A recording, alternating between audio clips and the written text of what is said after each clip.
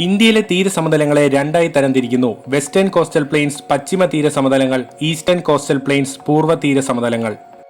പശ്ചിമ തീരസമതലങ്ങൾ western coastal planes അറബിക്കടലിനും പശ്ചിമഘട്ടത്തിനും ഇടയിലായി സ്ഥിതി ചെയ്യുന്നു. വീതി കുറഞ്ഞതും കായലുകൾ കാണപ്പെടുന്നതുമായിട്ടുള്ള സമതലങ്ങളാണിവ. പശ്ചിമ തീര സമതലത്തെ നാലായി തരംതിരിക്കുന്നു. ഗുജറാത്ത് തീരത്തെ കത്തേവാർ തീരമെന്നും, മഹാരാഷ്ട്ര മുതൽ ഗോവ വരെയുള്ളതിനെ കൊങ്കൺ തീരമെന്നും, കർണാടക തീരത്തെ കന്നഡ തീരമെന്നും, കേരള തീരത്തെ മലബാർ തീരമെന്നും അറിയപ്പെടുന്നു. അറബിക്കടലിന് സമാന്തരമായി സ്ഥിതി ചെയ്യുന്ന ഈ തീരങ്ങൾ തുറമുഖ നിർമ്മാണത്തിന് അനുയോജ്യമാണ്. പൂർവ്വ തീര സമതലങ്ങൾ ഈസ്റ്റേൺ കോസ്റ്റൽ പ്ലെയിൻസ് ബംഗാൾ ഉൾക്കടലിന് സമാന്തരമായി സ്ഥിതി ചെയ്യുന്ന തീര സമതലങ്ങളാണിവ. വീതി കൂടിയതും ഡെൽറ്റകൾ കാണപ്പെടുന്നതുമായിട്ടുള്ള പൂർവ്വ തീര സമതലങ്ങളെ മൂന്നായി തരംതിരിക്കുന്നു. തമിഴ്നാടിനോട് ചേർന്നുള്ള തീരത്തെ കൊറമാൻഡൽ തീരമെന്നും, ആന്ധ്രാപ്രദേശ് മുതൽ ഒഡീഷ വരെയുള്ള തീരത്തെ നോർത്തേൺ സർക്കാർസ് എന്നും, ഒഡീഷ മുതൽ വെസ്റ്റ് ബംഗാൾ വരെയുള്ള തീരത്തെ ഉത്കൽ തീരമെന്നും അറിയപ്പെടുന്നു.